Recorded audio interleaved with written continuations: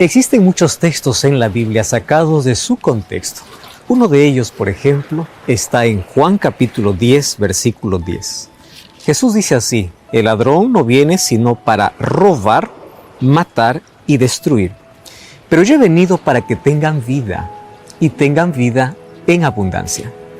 Esa expresión, tengan vida en abundancia, muchos lo han interpretado así. Abundancia significa: yo he venido para que tú tengas prosperidad en todo. Solo que la palabra prosperidad solamente lo enfocan en riqueza, en dinero, en viajes, en comodidad. Y muchos cultos en muchas iglesias hablan sobre la abundancia que Jesús se refiere aquí en Juan 10:10 como la mayor riqueza material que el ser humano puede adquirir en la vida. Eso tiene un nombre: teología de la prosperidad. Sin embargo, hoy queremos descubrir de qué tipo de abundancia Jesús está hablando. ¿A qué se refiere cuando dice: yo he venido para que tengan vida y vida en abundancia?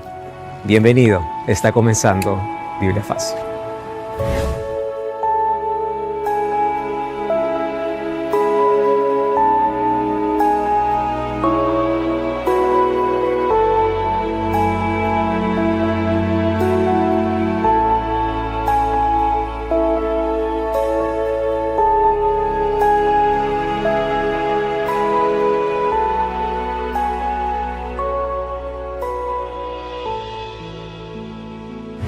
Y antes de comenzar con nuestro programa, yo tengo aquí en mis manos un regalo para ti. Se trata de este curso bíblico Dios me oye. A través de este curso bíblico tú vas a comprender mucho mejor lo que es la oración, que va más allá de un concepto, la manera práctica como tú puedes comunicarte con Dios. Puedes solicitar este material a nuestro número de WhatsApp, que es el +5512 9810 1460. O también tú puedes ingresar a nuestro sitio web estudielabiblia.com. Allí tú vas a encontrar este y otros materiales que van a fortalecer en gran manera tu vida. Entonces estamos listos para el estudio de hoy. Pero como siempre, antes de abrir la Biblia, abrimos nuestro corazón para que Dios pueda hablarnos a través de su palabra. Vamos a orar. Querido Dios, queremos agradecerte por esta oportunidad que tenemos de abrir tu palabra y en ella encontrar aquellos conceptos que necesitamos comprender. Y hoy pedimos que tu Santo Espíritu pueda colocar esta verdad en nuestro corazón para poder salir de la confusión a la verdad, para poder encontrar en ella verdades extraordinarias, para no ser engañados por tantos argumentos humanos que inclusive descontextualizan tu palabra. Mas hoy queremos encontrar tu verdad en ella, en el nombre de Jesús. Amén. Hoy vamos a hablar acerca de prosperidad. Y la primera pregunta que debo hacer es: ¿cuál es el concepto que tienes de prosperidad? Sabes que la mayoría piensa que prosperidad tiene que ver solamente con asunto financiero. Prosperidad tiene que ver con lugares cómodos, tiene que ver con riquezas, tiene que ver con todo lo extravagante y lo que este mundo puede ofrecer. Más porque vivimos en un mundo materialista y consumista. Así que la palabra prosperidad inmediatamente nos lleva a pensar en dinero. Sin embargo, la Biblia me enseña que prosperidad es más que dinero. Prosperidad es bienestar, es salud, es equilibrio, es esperanza, es paz. Es justamente tener todo aquello que el dinero no puede comprar. ¿Qué cosa es aquello que el dinero no puede comprar? Esperanza, amor, perdón, salvación. Infelizmente, dentro del cristianismo, esta palabra prosperidad se ha vuelto una palabra popular dentro de muchas iglesias. Hay miles de personas que van solamente a una iglesia para progresar financieramente, ya que muchos predicadores venden una falsa prosperidad, inclusive tomando el nombre del Evangelio. ¿Cómo es posible que muchas personas puedan hacer esto? La Biblia habla mucho sobre dinero, es verdad. Es más, la Biblia brinda orientación sobre educación financiera. La Biblia presenta principios de administración. y la Biblia me muestra con claridad que el Evangelio no consiste en una negociación con Dios. Mucho cuidado con eso. La Biblia me muestra la teología de la fidelidad y no la teología de la negociación de fe, donde aparentemente muchos piensan que puedo hacer un trato o un negocio con Dios. Y miles de personas hoy van a una iglesia no porque quieren conocer la voluntad de Dios, simplemente porque quieren salir de sus deudas. No van para adorar, sino muchos van con la intención de negociar, colocando una cierta cantidad allí en el altar con la esperanza de duplicar sus finanzas. Por eso hay tantas iglesias llenas de personas vacías que no buscan comunión con Dios, apenas una mejor condición material de vida. No buscan salvación, sino apenas prosperidad material. Ahora, ¿cómo ayudar a entender que en realidad Jesús nos llama a todo a dejarlo para seguirlo y no para volvernos necesariamente ricos? Primeramente tenemos que recordar que la Biblia no condena la riqueza. Lo que condena la Biblia es el amor al dinero. O sea, cuando el dinero está por encima de nuestro amor a Dios. La Biblia menciona en el libro de 1 Timoteo capítulo 6, versículo 10 así: porque la raíz de todos los males es el amor al dinero, el cual codiciando algunos se extraviaron de la fe y fueron traspasados de muchos dolores. Ya te diste cuenta, la raíz de todos los males no es el dinero, sino el amor al dinero. Cuando el dinero se coloca por encima de nuestra devoción y adoración a Dios. Nuestro amor es más el dinero que Dios. Si bien la Biblia no condena el dinero, más bien nos enseña cómo administrarlo correctamente, la Biblia nos enseña qué es el verdadero evangelio y cuál es la diferencia con el evangelio de la prosperidad. Déjame explicarte. El evangelio de la prosperidad consiste en dar grandes cantidades de dinero para Dios, esperando que multiplique aquello que das. O sea, no es un acto de gratitud a Dios, sino es un acto de negociación para con Dios. Yo te doy cierta cantidad y tú tienes que duplicarme.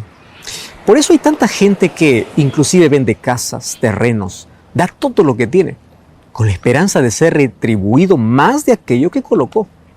Y a esto se le suma el precio de la bendición, del aceite bendito, escobas santificadas, el costo por oraciones de sanidad y tantas otras estrategias que han permitido solamente hacer de la fe un negocio enriquecedor.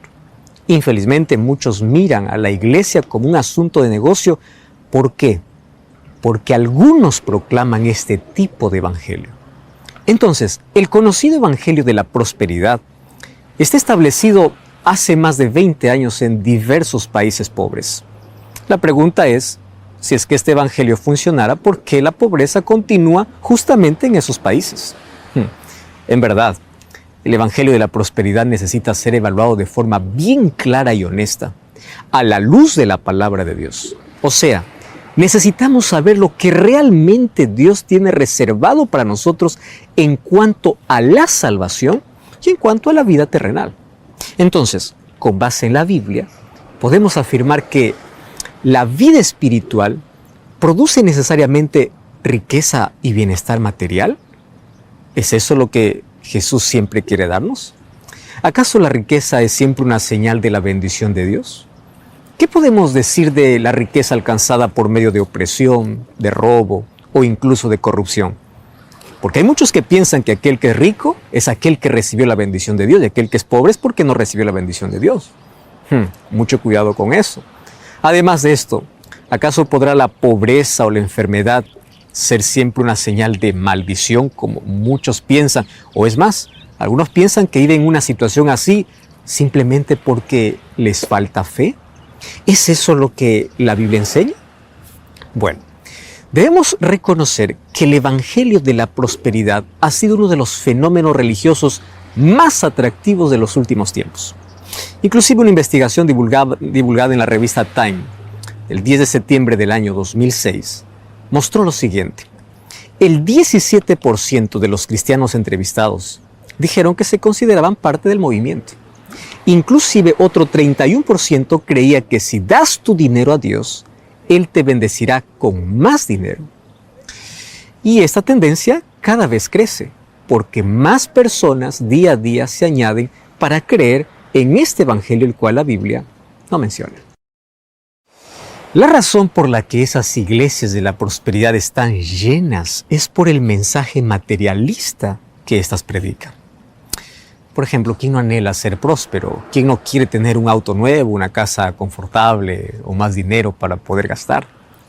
Lo más interesante es que si conocemos la vida de las personas atraídas por este tipo de predicación, descubriremos que en su mayoría no son personas ricas. Son personas simples y trabajadoras. Son madres, por ejemplo, que llegan a esas reuniones llenas de fe, con un hijo enfermo en sus brazos, buscando allí en ese lugar una última esperanza para poner fin al dolor, a la enfermedad o a la pobreza. Entonces, la última esperanza es colocada en aquellas campañas de fe, en la compra de así el llamado aceite bendito para poder ungir a aquel enfermo, o en la adquisición de aquella taza de la abundancia que por allí muchos proclaman, o en la entrega inclusive de las causas perdidas. Muchas personas colocan sus esperanzas en aquel tipo de predicación, en aquel tipo de campañas, en aquel tipo de oraciones, pensando que es así como la Biblia enseña. Sin embargo, a la luz de la verdad bíblica, el evangelio de la prosperidad es una verdad mal entendida. Es una propaganda de bendiciones inciertas, porque aunque prometa, esto no puede ser guiado por la mano de Dios. Jesús ya dijo en Juan 16:33, en este mundo tendréis aflicción. Él no nos prometió que las cosas en esta vida siempre serán de prosperidad y de riqueza y que el mal nunca llegará a nuestra vida. Él jamás prometió eso. Él prometió darnos paz a nuestro corazón, acompañarnos en todo momento, en la extrema pobreza, en la abundancia, en los días grises como en los días radiantes. La promesa de Jesús no es bien material, no son bienes materiales. La promesa de Jesús son compañía, es paz, esperanza, perdón, salvación. Eso no significa que Dios no te va a bendecir. Dios te da sabiduría para administrar los recursos que Él te da. Sin embargo, la prosperidad va más allá de lo que muchos proclaman. Piensa en esto. ¿Tú conoces a alguien que después de aceptar a Jesús no se haya enfermado? ¿O no haya tenido un problema familiar? ¿O no haya enfrentado el dolor de perder un ser querido? Por casualidad, ¿aquellos que predican el evangelio de la prosperidad están inmunes del dolor? ¿Acaso no son víctimas también de enfermedades, de estrés o de cáncer? ¿Acaso ellos están libres de pérdidas y perjuicios? Si todos los predicadores de la prosperidad, aquello que afirman, fuese verdad, ¿sabe lo que significaría? Que las farmacias tendrían que cerrar sus puertas. ¿Para qué necesitaríamos de hospitales? Basta aquel aceite bendito. Basta aquella taza de la abundancia. Si estas personas realmente pudiesen o tuviesen el don de poder curar, ¿por qué no van a atender a hospitales? Eso sería la solución para millones de personas que sufren y no tienen recursos ni planes de salud.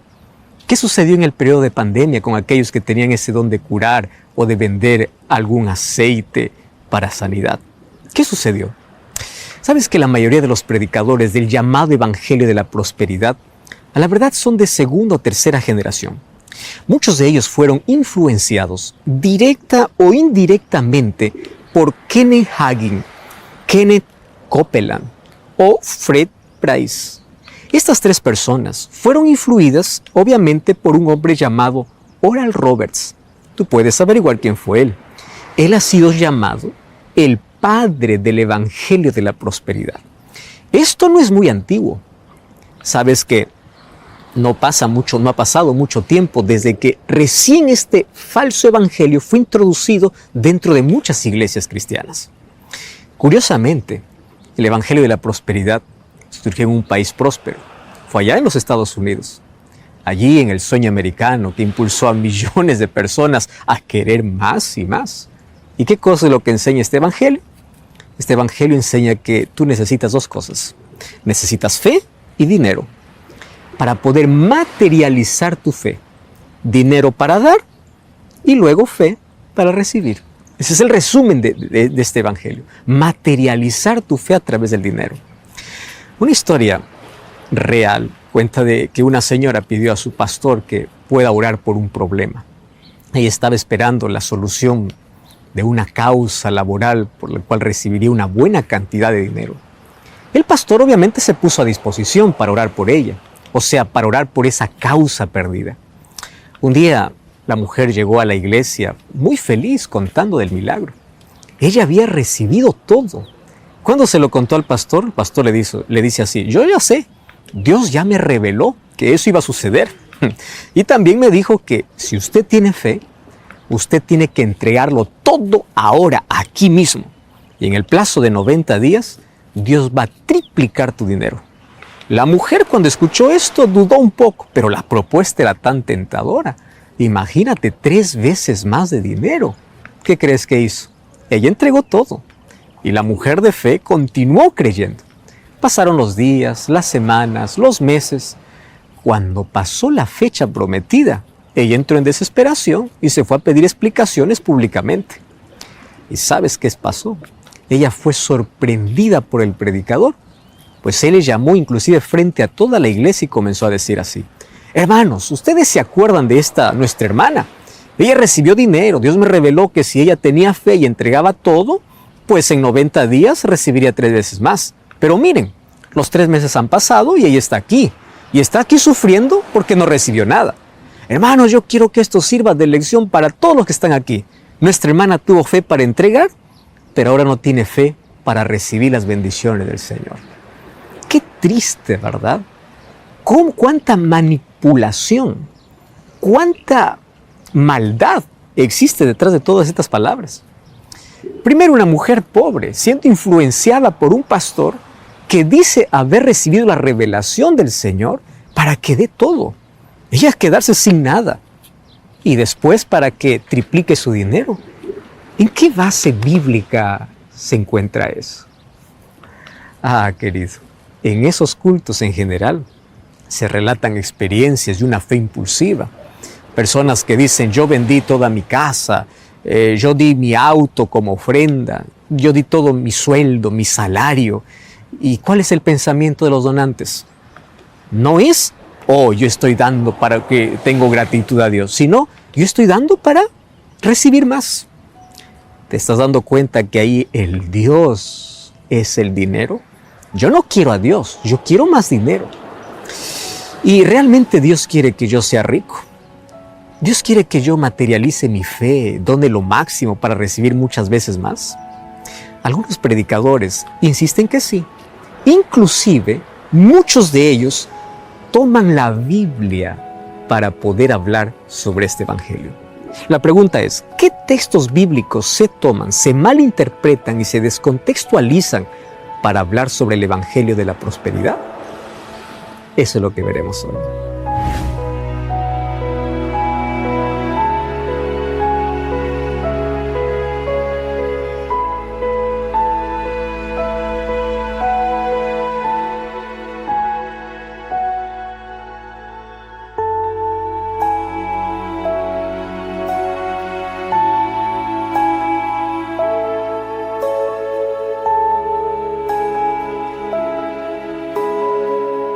Algunos textos de la Biblia son sacados fuera de su contexto para poder dar base al evangelio de la prosperidad.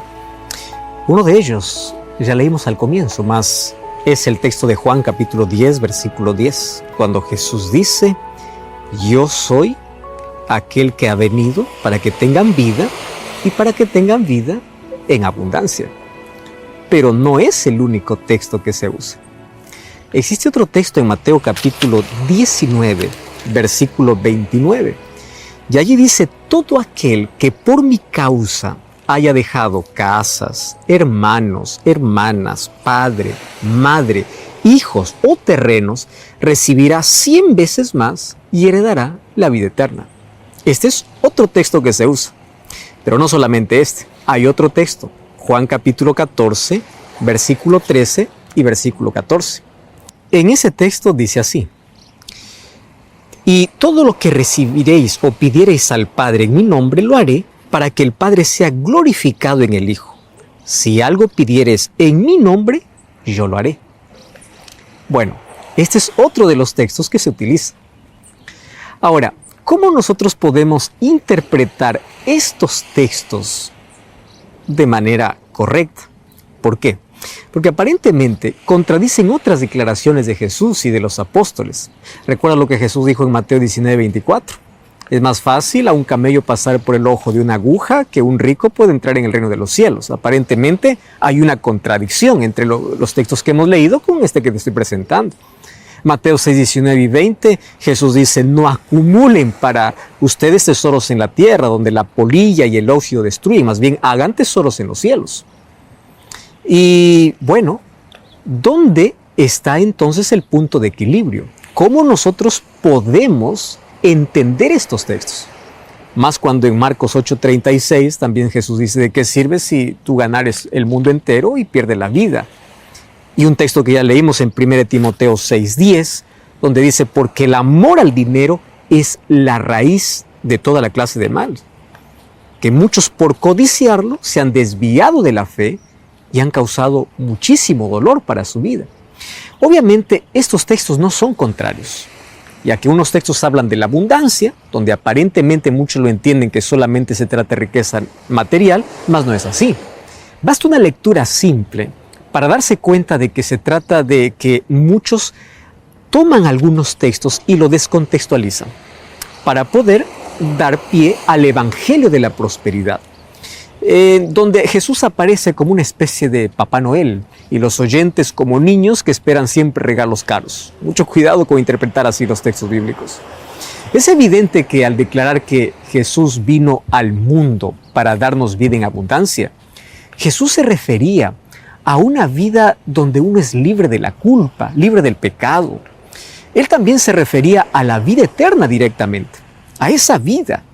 No abundancia necesariamente de bienes materiales, más mientras estemos en la tierra, calidad de vida, fe, una esperanza, allí que te sostiene en los momentos más difíciles de la vida, con sentido de la vida. Jesús no está hablando de lujos. Al contrario, en Lucas 9:23 y 24, Jesús dice: si alguien quiere ser mi discípulo, niéguese a sí mismo, tome su cruz cada día y sígame. Porque el que quiera salvar su vida la perderá, y el que pierda su vida por mi causa, la salvará.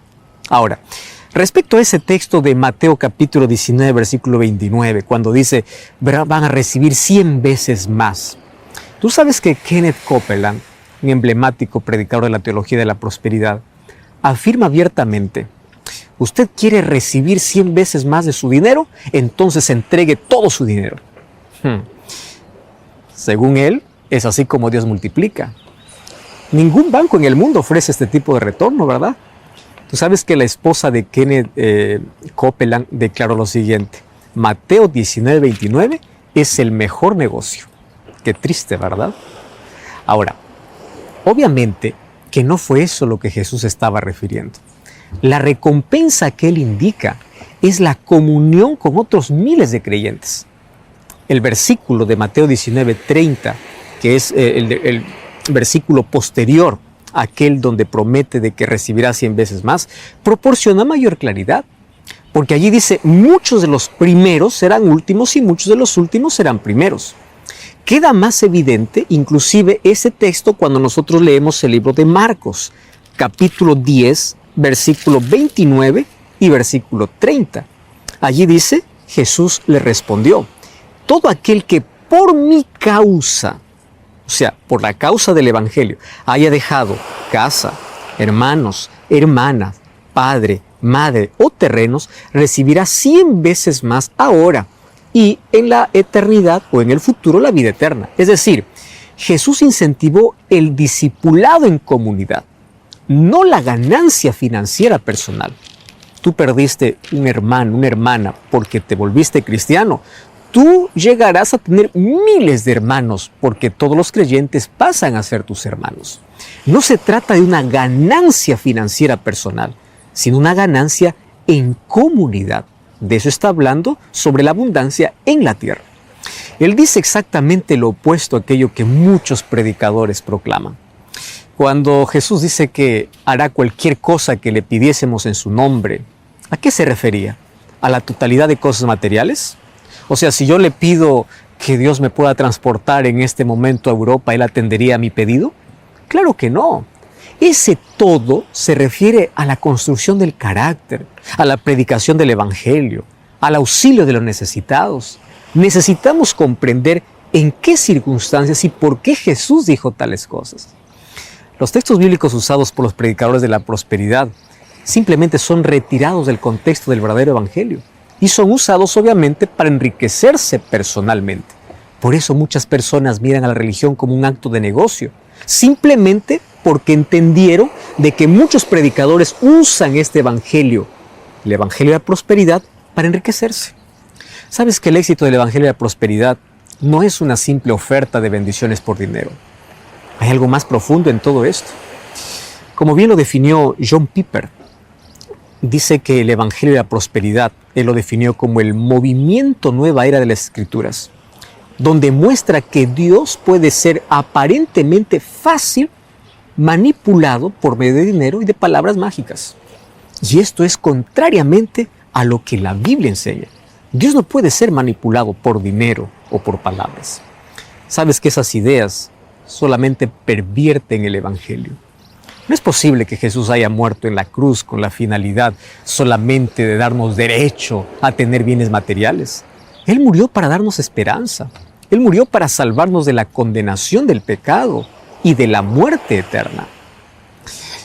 Es eso lo que Jesús vino a darnos. No vino para que nosotros podamos tener la mayor riqueza en este mundo. Ahora, si somos bendecidos con riqueza, gloria a Dios, administremos bien, ayudemos a los demás. Mas si es que Dios no lo hace, no debe ser mi interés mayor, porque la mayor riqueza que Jesús me quiere dar es justamente aquello que el dinero no puede comprar. Ahora, yo quiero que entiendas que el Evangelio de la prosperidad tergiversa, daña la imagen verdadera del Evangelio. El Evangelio de la prosperidad atrae a multitudes hacia un ciclo de ambición y de culpa. Porque cuando las bendiciones demoran en llegar, las personas se culpan porque no tienen fe suficiente o porque necesitan dar más dinero. Y allí comienza una ambición y culpa que está allí siempre en su vida. Esa culpa y la avaricia en sus corazones pues los mantiene presos a ese tipo de cultos, donde allí teatralizan dones carismáticos a fin de poder explotar la fe. En la teología y en la predicación de la prosperidad, infelizmente Dios no es el centro del culto, tampoco las oraciones. El centro de culto es el ser humano. En ese sistema de adoración, la felicidad y el bienestar material son colocados como una prioridad máxima. La predicación apenas se transforma en un discurso de autoayuda, donde coloca a Dios al servicio de los deseos humanos. Quiero decirte que eso es totalmente antibíblico. Jesús no nos prometió que en este mundo la vida estaría llena de riqueza. Él dijo en Juan 16:33, en este mundo tendréis aflicción. No somos inmunes al dolor, no somos inmunes a la enfermedad, mas su promesa es que Él nos dará siempre paz en medio de la aflicción. Es claro que a Dios sí le importa tu vida, tu prosperidad. Él desea lo mejor para sus hijos. Él conoce tus necesidades y Él está atento a cada detalle de tu vida. Pero Él es un Dios soberano. Él sabe en qué momento darte aquello que tú estás buscando. Nuestra función es adorarlo incondicionalmente. Es confiar en Él. Es entregar nuestra vida a su dirección. Es esa nuestra función. No es hacer un tipo de negociación con Dios. No podemos aceptar la contradicción de que los ricos sean bendecidos y están dentro de los planes de Dios y que los pobres no formen parte de ese círculo. ¿Sabes que existen millares de cristianos sinceros que confían en Dios y luchan por el pan del día a día? No podemos olvidar inclusive que Jesús, cuando vino a esta tierra, no tenía ni dónde reclinar su cabeza. Incluso su sepultura fue prestada por José de Arimatea. Pero esto no significa que Él haya vivido lejos de los planes del Padre. Muy por lo contrario, Él siempre hizo la voluntad del Padre. Te digo esto porque muchos predican de que si tú realmente eres bendecido, tienes el favor de Dios. Por eso necesitas dar más dinero. Por eso necesitas duplicar tu ofrenda. Y no es eso lo que la Biblia enseña. La Biblia enseña que la ofrenda es un acto de gratitud y el diezmo es un acto de devolución. Es totalmente diferente a la teología de la prosperidad. En los cultos de prosperidad se narran historias de hombres y mujeres que antes eran pobres y ahora son ricos. Pero qué triste, porque no hay personas que digan, antes yo tenía un carácter terrible y ahora soy modelado por Cristo. Porque el interés no es el carácter, el interés es el dinero. Es triste que vemos a tanta gente que está creyendo siempre de que Dios retribuye todo lo que yo coloco en sus manos, que Él tiene el derecho y el deber de darme o de duplicar mis entradas. Recordemos que el apóstol Pablo escribió en 1 Timoteo capítulo 6, versículo 7 hasta el versículo 10. Él dice así: porque nada trajimos a este mundo y sin duda nada vamos a llevar. ¿Y sabes qué dice el versículo 8?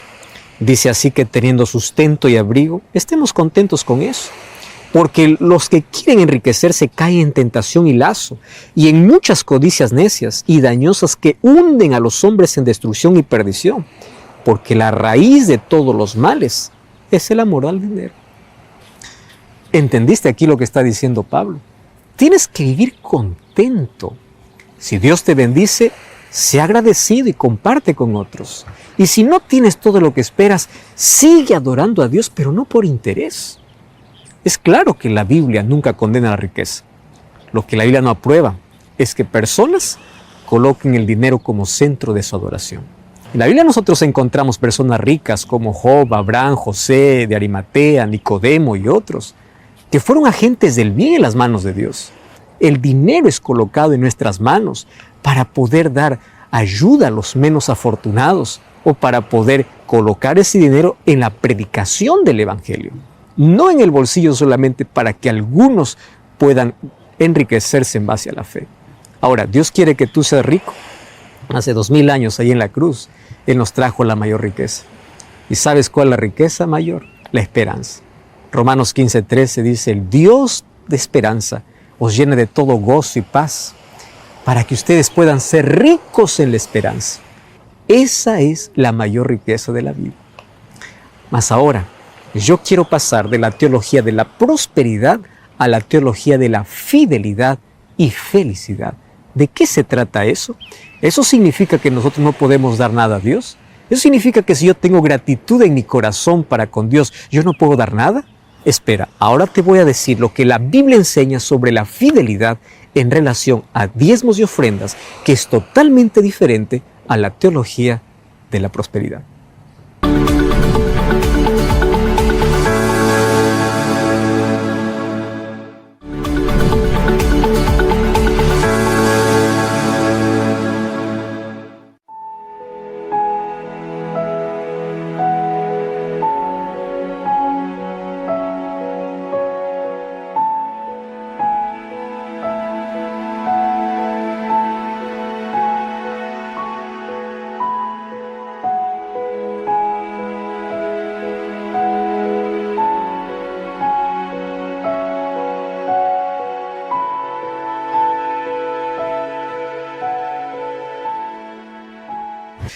Muy bien, para continuar con nuestro estudio tenemos que hacer un breve resumen de lo que ya hemos hablado hasta hoy.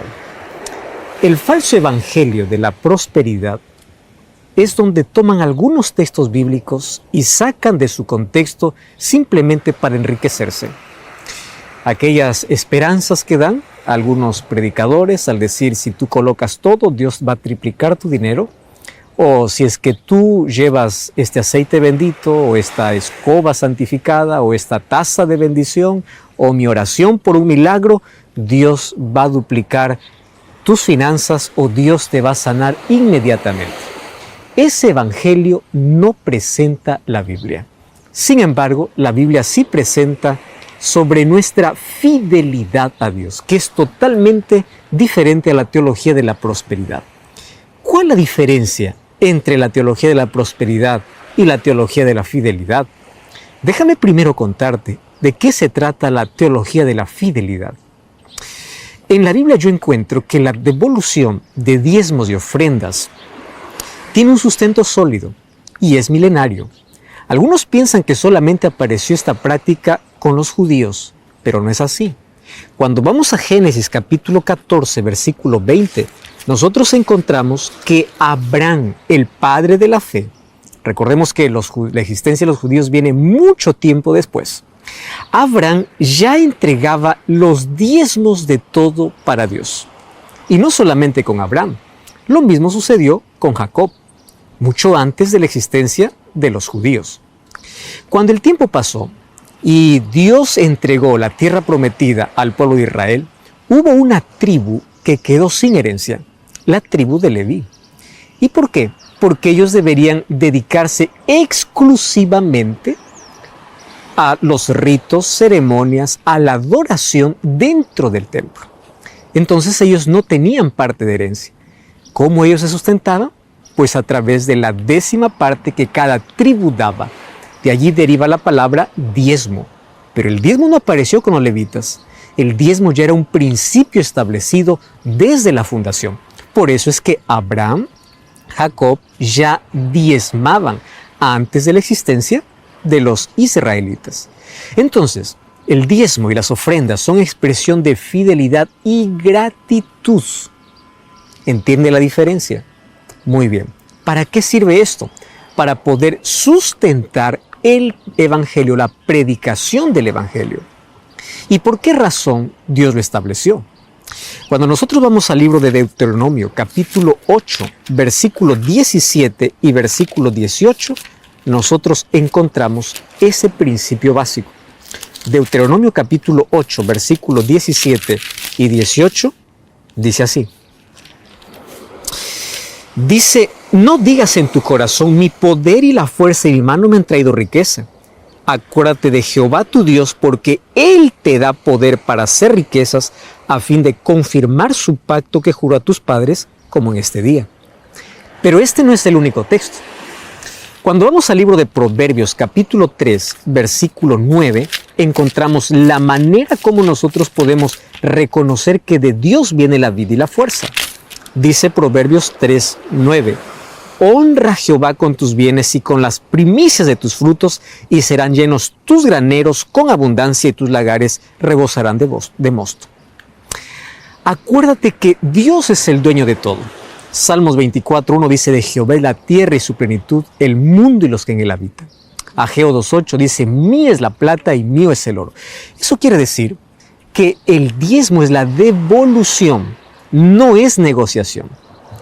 Dios requiere que el diezmo sea necesario como un acto de adoración y fidelidad por las cosas que Él ya te dio, no por las cosas que Él te va a dar. Ahí está la enorme diferencia. La fidelidad consiste en reconocimiento de que Dios es el dueño y yo le reconozco por las bendiciones que recibí. Yo no coloco para recibir, sino porque ya recibí. Entonces es un acto de reconocimiento.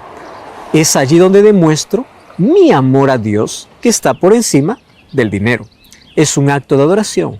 ¿Y para qué sirve? Para la predicación del evangelio. A través de diezmos, a través de ofrendas. Por lo menos la Iglesia Adventista del Séptimo Día usa para proyectos específicos. Llegar a lugares donde el evangelio no llega. La predicación del evangelio a través de los medios de comunicación. A través de cursos bíblicos. La predicación del evangelio colocando ministros y pastores en lugares donde no hay presencia cristiana. Bueno, tú puedes decir, eso fue un acto del Antiguo Testamento. Y en el Nuevo Testamento yo ya no encuentro esto. Presta atención. Jesús dice en Mateo capítulo 23, versículo 23. Y presta mucha atención aquí lo que Jesús dice. Mateo 23, 23. Dice así, ay de vosotros, escribas y fariseos hipócritas. Ustedes diezman la menta y el eneldo y el comino y dejan lo más importante de la ley, la justicia, la misericordia y la fe. Muchos leen solamente hasta esa parte, pero la parte final dice así, esto era necesario hacer sin dejar de hacer lo otro. ¿Sabe lo que está diciendo Jesús? Ustedes son hipócritas porque son tan estrictos en el diezmo, pero no aman al prójimo. Quiere decir que el diezmo no va para ayudar al prójimo.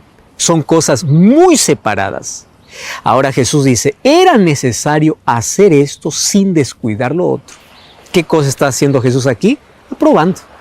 Cuando vamos al libro de Primera de Corintios, capítulo 9, versículo 13 y 14, el apóstol Pablo, al escribir sobre nuestra fidelidad a Dios, dice así, Primera de Corintios, capítulo 9, versículo 13 y 14. ¿No sabéis que los que trabajan en las cosas sagradas comen del templo y que los sirven en el altar del altar participan? Así ordenó el Señor que los que anuncian el Evangelio vivan del Evangelio. ¿Esto qué significa? Que el empleo del diezmo es exclusivamente para predicar o sostener a aquellos que de manera exclusiva se dedican a predicar el Evangelio. No se trata esto de enriquecer a un ser humano. Esto se trata de que aquel que está dedicado 100% al Evangelio pueda ser sustentado a través de los diezmos. Pero no solamente es para eso. La predicación del Evangelio tiene que llegar por todos los medios. Para ello se usan los recursos. ¿Ya te diste cuenta cuál es la diferencia entre la teología de la prosperidad y la teología de la fidelidad? El diezmo significa una devolución a Dios como reconocimiento de que Él es el dueño de todo. La ofrenda es un acto de gratitud a Dios, de mi adoración a Dios, no porque quiero recibir más, sino en gratitud por aquello que ya recibí. Por eso Malaquías 3, 9 y 10 dice que cuando nosotros llevamos los diezmos al altar del tesoro de la casa de Dios, nosotros vamos a recibir bendición, pero esa bendición no significa multiplicación material, significa protección, vida, salud, y claro que también Dios puede bendecirte financieramente. Eso la Biblia no está en contra. El asunto es cuál es la intención cuando tú colocas ese dinero. Ahora, la diferencia entre la fidelidad y teología de la prosperidad es simple. La fidelidad es dar de aquello que recibí. Es un acto de reconocimiento, de gratitud. La teología de la prosperidad es da para que recibas más y da todo. La fidelidad me dice da solamente la 10ª parte y quédate con el resto para administrarlo sabiamente. La teología de la prosperidad dice así, dalo todo porque Dios va a triplicar tu dinero. Hay una enorme diferencia, no solamente de motivación, sino dónde está nuestra adoración. No damos para recibir más, sino porque ya recibimos. De eso se trata la fidelidad, que es totalmente diferente a la teología de la prosperidad. ¿Sabes? Cuando Dios promete que nos va a bendecir, debemos entender que está interesados en salvarnos definitivamente del pecado y la maldad del mundo. No necesariamente llenarnos de regalos materiales, porque en algún momento todo eso va a acabar y todo eso se va a quedar. Lo que Cristo nos ofrece es no una alegría pasajera, sino la vida eterna. Entonces la pregunta es, ¿cuál es tu motivación? ¿Es gratitud o es que quieres más dinero en tu vida? ¿Cuál es aquello que más anhelas? En la Biblia yo encuentro que nuestra posición en cuanto a las riquezas debe ser por la motivación correcta. Sabes que allí encuentro la historia de dos hombres, la historia del joven rico y la historia de Zaqueo. El joven rico un día se aproximó a Jesús y él tenía muchas riquezas. Y le dice, maestro, ¿qué haré para heredar la vida eterna? ¿Los mandamientos guarda?, le dice Jesús. Él le dice, claro, lo he guardado desde la juventud. Y Jesús le dice, una sola cosa te falta. Anda, vende todo lo que tienes y dale a los pobres. ¿Tú crees que Jesús le pidió que este hombre sea pobre y vive en la miseria dando todo? Lo que Jesús le estaba diciendo es, coloca tu amor a Dios por encima de tus bienes materiales. Porque tu Dios es el dinero. Entonces comparte, administra, ayuda, porque tú eres egocéntrico y todo estás acumulando solamente para ti. Pero este se fue triste, porque él colocó al dinero como su Dios.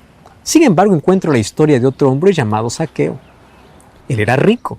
Un día, él quiso ver a Jesús. La multitud no le permitió, subió a un sicómoro. Y desde allí vio a Jesús. Mas Jesús le dice, yo quiero estar en tu casa.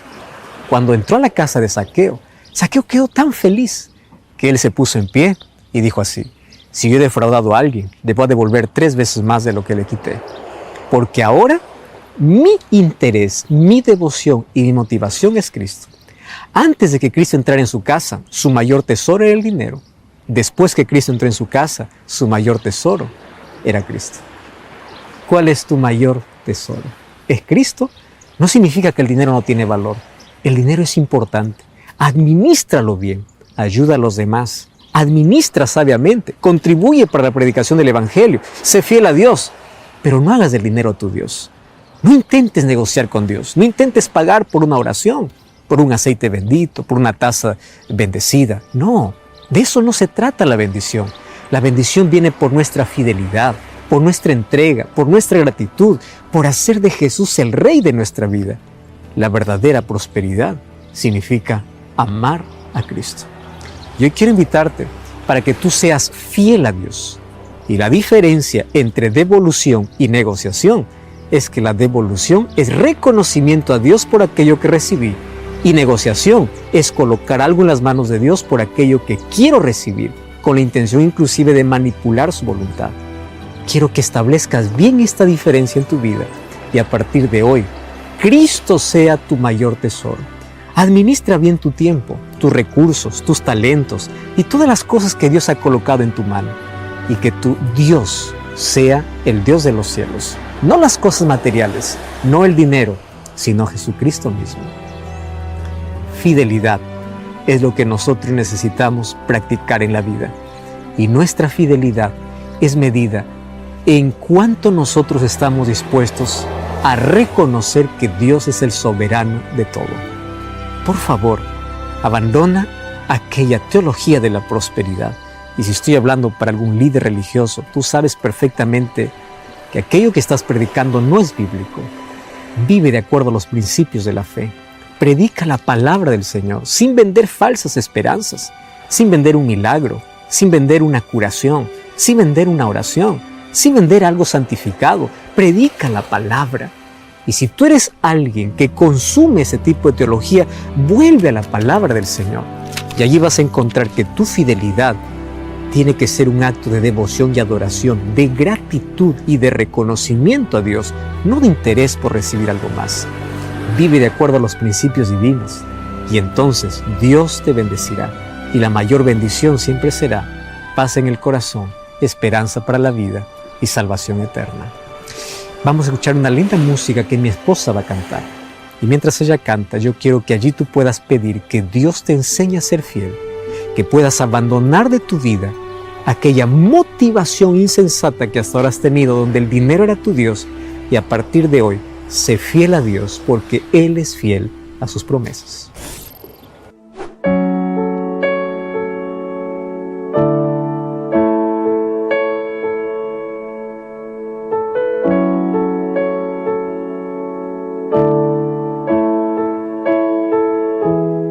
Es su forma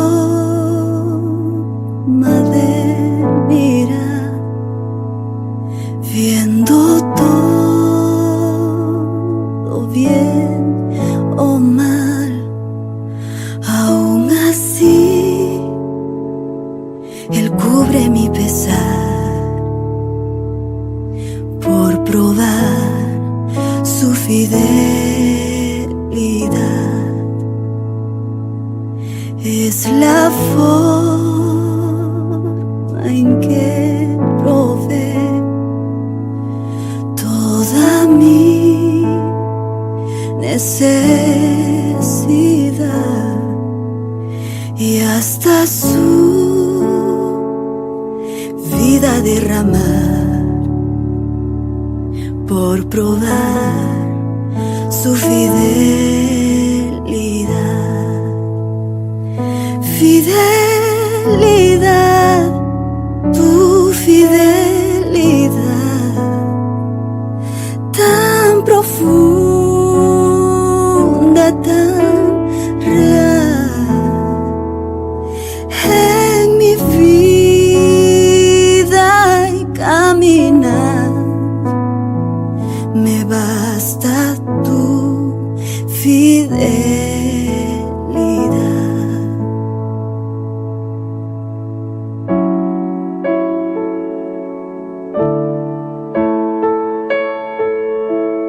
Es su forma de cuidar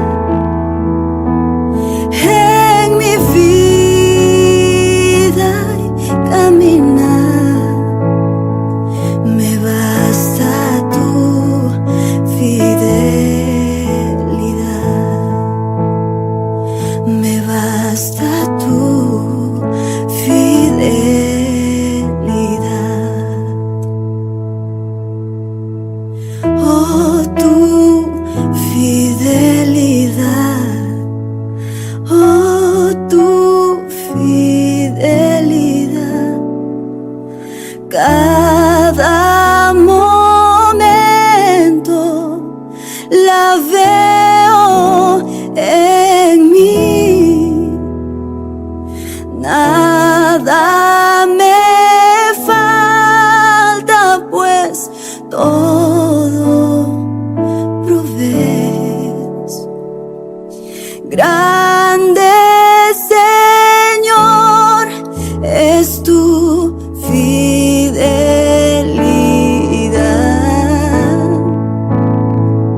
fidelidad, tu fidelidad, tan profunda, tan real en mi vida y caminar. Me basta tu fidelidad, me basta tu fidelidad, me basta tu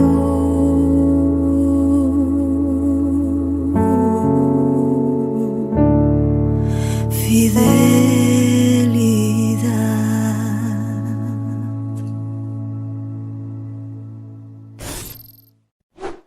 Dios es fiel a sus promesas y Él nunca falla.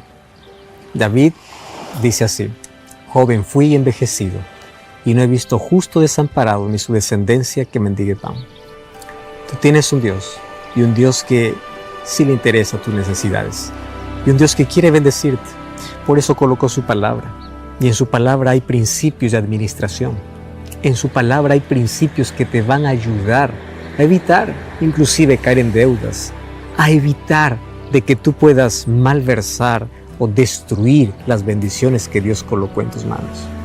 Pide a Dios sabiduría, porque Él quiere lo mejor para ti, y que tu motivación mayor sea la salvación, sea la esperanza, sea la palabra, sea aquello que tú más anhelas en tu vida: servir a Cristo y vivir bajo sus principios. Que Dios pueda bendecirte y a partir de hoy tú puedas tomar una posición correcta, que desde el punto de vista bíblico tú puedas ser fiel a Dios porque Él es fiel contigo. Y hoy queremos entregar nuestro corazón a Cristo y pedir que Él sea el mayor tesoro de nuestra vida, y tener un día la experiencia como la que tuvo Zaqueo.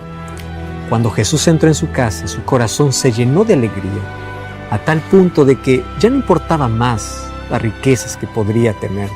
Lo que le importaba es Cristo. Que tu foco en la vida sea Jesús, que tu mayor deseo sea la salvación, y que seas fiel para que cuando Cristo regrese puedas escuchar las palabras de Él diciendo: ven, buen siervo fiel, en lo poco has sido fiel y en lo mucho te pondré. Podemos orar. Gracias, Señor, por tu palabra. Gracias porque ella nos saca de la oscuridad para tu luz. Gracias porque hoy comprendimos la diferencia entre prosperidad y fidelidad. Gracias porque tú quieres prosperarnos, pero no de la manera que el mundo enseña. La prosperidad que nos enseñas en tu palabra tiene que ver con la mayor bendición de esperanza, fe, paz, pero sobre todo salvación.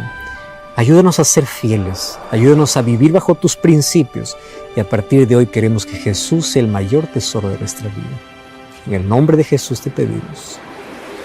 Amén.